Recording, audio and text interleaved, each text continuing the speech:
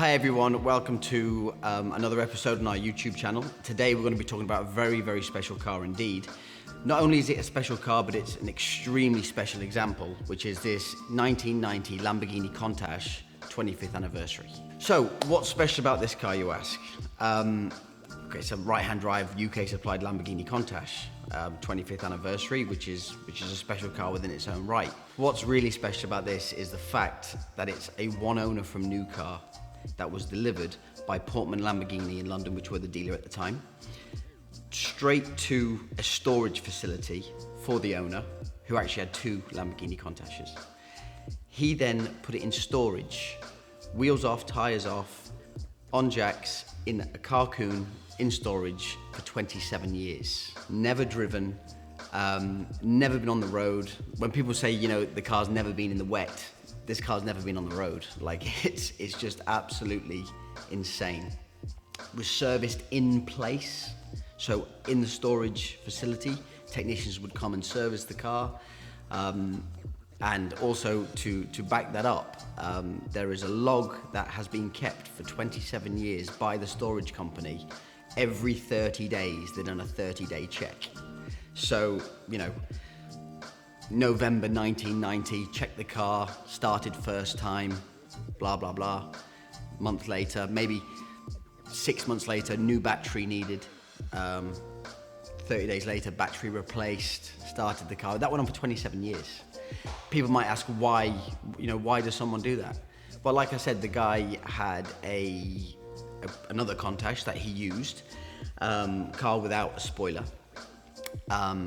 And this was purely as a collector's piece, as an investment, because he just loved the car so much and knew one day that it would be, you know, a massive car in the collectible world of motoring. So the current mileage on the car, I don't know what these cars were delivered with from new, but the current mileage on the car is 220 kilometers. Now, all right-hand drive UK supplied classic Lamborghinis were in kilometers. Even until the Murcielago, they were all in kilometers. So the car is showing kilometers, 220 kilometers. What's that in mileage? 127 miles or something. So, you know, say it was delivered with 60 miles, which they normally are, 60, 70 miles. In the last 7 or 8 years, it's been taken back and forward to an MOT station, which was literally a mile away. And it's that special. You know, the car still has its original tires that it was delivered with new, but they are like absolute new because they were taken off the car. They've never actually been on the car as such for a period of time for them to crack or them to have flat spots or whatever. I personally had a Lamborghini Countach for about 3 years, a good few years ago now, and my car was a very low mileage car as well, and that had the original tires on, but as soon as I bought it, I took them off and put, you know, new tires on the car because you couldn't possibly use them. The rubber was just cracked and there was absolutely no grip at all. It was dreadful. So the Countach life started in 1974 with the car they called the LP400, which is nicknamed the Periscope. What that was it was a very different looking car to this, although the fundamentals were still the same. No rear spoiler, no airbox intakes, no flared arches, no, you know, it was a 70s car, so it looked very much a 70s car. There weren't many of them made. They are the ones that make the absolute fortunes, you know, up to £1 million for a good one of those. After that, they brought in examples that were more refined. That car wasn't exactly the greatest car in the world to drive because it was the first variant. So they, like Lamborghini always do, they learn from the mistakes and they try and better them, try and make them more usable, which they did with what they called the 400S. So that was the car, the 400S low body, so it sat a bit lower. And that was the car that you would see on a lot of the Cannonball Run films, or you know, it was the traditional Countach shape. Slightly after that, they brought out what they called the 500S, which was more brake horsepower. Not much in looks-wise were different, but it was slightly different. A bit higher because the 400 was what they called the low body. Slightly different wheels. And that was the model that I had, actually. That was, in my opinion, to drive, that would be probably, you know, as an all-rounder to drive and to look at the best example, in my opinion. Shortly after that, now we're talking, you know, high 80s. They made a what they call a 5000S quattro valve, which once again better on performance. It was a quattro valve, so it delivered a little bit more power. And then to celebrate 25 years, they brought in the anniversary, Countach 25th anniversary. Now, they went to a guy who wasn't the most well-known of designers at the time, a guy called Horatio Pagani, who has now become, like, you know, just an absolute god in the motor world with the Paganis Onda and what else. And he was responsible for the outlandish design and changes to the 25th anniversary. Big flared arches, the wings, the air intakes, the real, like, whew, look at that kind of car. Also keeping it very 80s retro. You know, you see films like The Wolf of Wall Street, which showed off the 25th anniversary Countach. American cars look very different to UK cars. American cars, because of rules and regulations, had like a massive spoiler on the front. So, like you see the spoiler on the back that sticks up from the back end of the car, this had a spoiler on the front that stuck up from the front end of the car. It was dreadful. It was the ugliest thing you'd ever wish to see, but it served a purpose and it fitted their rules and regulations. Also, without that, the later Countaches also had these big black plastic add-ons to the bumper for US spec. So US spec cars are very different, not very attractive, but still they are what they are. Provenance of this car, why is it so special? Okay, it's pretty much delivery mileage. It's one owner from new with the original V5 registration document. There is correspondence in the history file from Portman Lamborghini to Mr. Hall, who was the one and only owner, when he sent them a check for £5,000 for his deposit. The original invoice is in the file. Correspondence of when the car was delivered, how he had to have it serviced in the first year to maintain the 1 year's warranty that came with the car. The first and original tax disc is still with the car. The original number plates, Portman Lamborghini stickers on the car. It's such an incredible, the history file, although it's not absolutely vast because it hasn't had 5 or 6 owners and they haven't accumulated it. It's literally been in one place and stayed there. But the history file is great to look back on and to see these letters from Portman Lamborghini to this guy and his correspondence saying that he was happy with the car, but there was a thing on warranty they wanted to sort it out, so they did, and back and forward. And obviously the storage checks are all there for 27 years, which is just, you can imagine how many pages of that there is. There's loads. It's completely original paint on the engine bay cover. The carbon weave is, you can tell it's never been too hot to even blister it, because it would happen over time. The car would heat the paint and it would blister and it would pit a little bit because of the heat of the engine. This is like original paint, absolutely new. The OZ Racing stickers on the wheels shows that the car's never had a wheel refurbishment or anything like that. The original finish. It literally is like going in a time warp and taking delivery of a new 1990 Countach. I would say there is certainly not another example like this in the world that would be available. Now, there's these massive car collectors like the Sultan of Brunei, which I'm sure he's probably got a delivery mileage, one owner from new Countach. It wouldn't have the history file that this has got, as his cars don't have that great of history files. Like I say, it comes with the original service book, handbooks, 2 keys, spare wheel.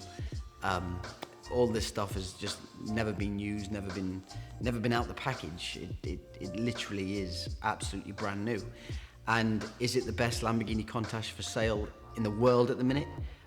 For a 25th anniversary, and with every other variant, excluding what I said is the LP400, the Periscope, because they're so sought after, then yes, it is the very best Lamborghini Countach for sale in the world. This car would appeal to the likes of someone like me, or someone a bit older who would have only dreamt of owning a Lamborghini Countach. Maybe financially at the time they couldn't, or they were too young.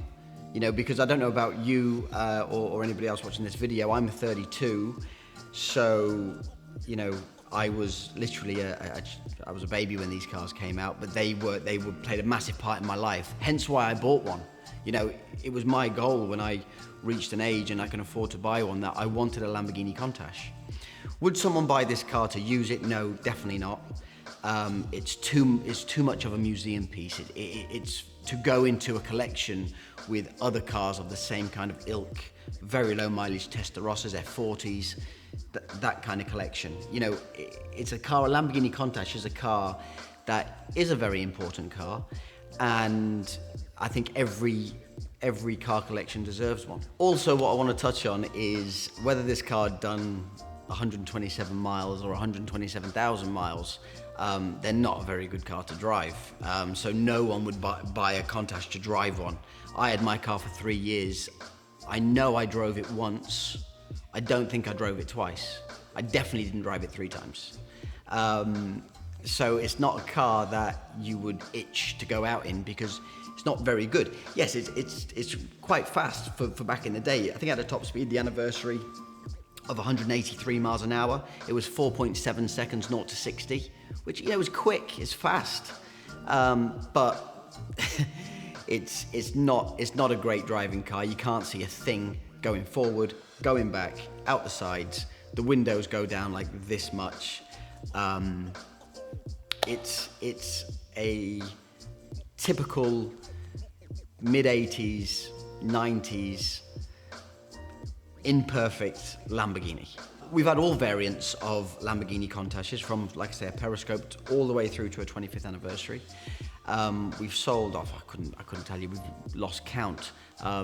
All good examples, but none ever like this. I mean, I doubt I'll ever see another example like this. I doubt the potential buyer will ever see another example like this. And if I was going to surmise, I would say the person that this goes to, the car will never see the light of day again. So it's one of those things where this is your chance. You know, if you want a new Lamborghini Countach, this is your chance. This is not a car that's been passed around and then been restored to new specifications and new condition. This is a completely original, brand spanking new Lamborghini Countach. I mean, you know, I say this, and the viewers have to they have to understand what I'm saying when I say this. They have to understand what I mean.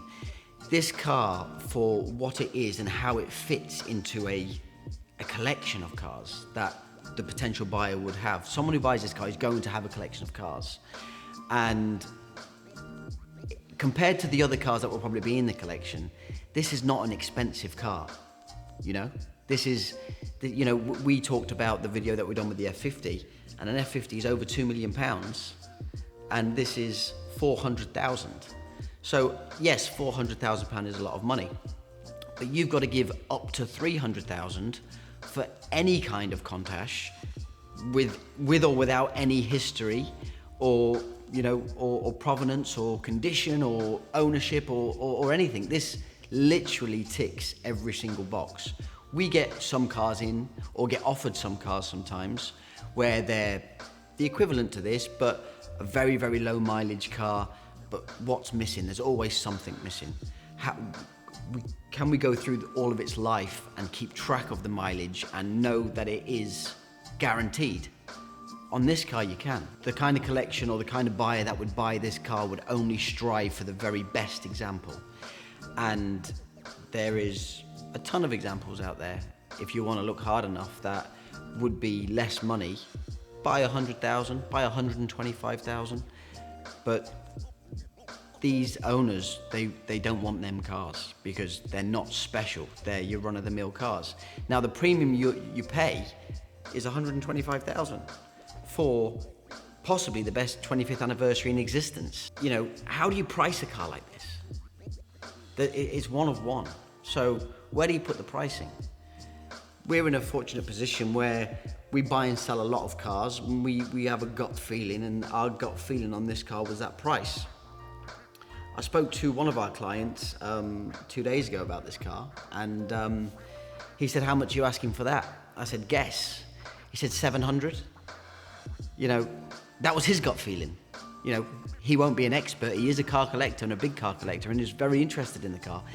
But that was his gut feeling. So, what do you compare it to? How do you tell me that the price of 400,000 is right or wrong? It's probably definitely wrong, because it should be more. But it is what it is, and I think we're giving someone an opportunity to buy a car that is a once in a lifetime opportunity. So as you can tell, like I'm extremely enthusiastic about this car. I think it's something that I'll probably never see again, or anybody else will. So thank you all for watching another episode. I hope you're enjoying it. We're learning as we're going on with these YouTube episodes. And if you are interested in this car, or know anybody that is interested in this car, full details are on our website, tomhartley.com. Follow us on Instagram, follow us on Twitter, Facebook, or social media. Thank you very much for viewing.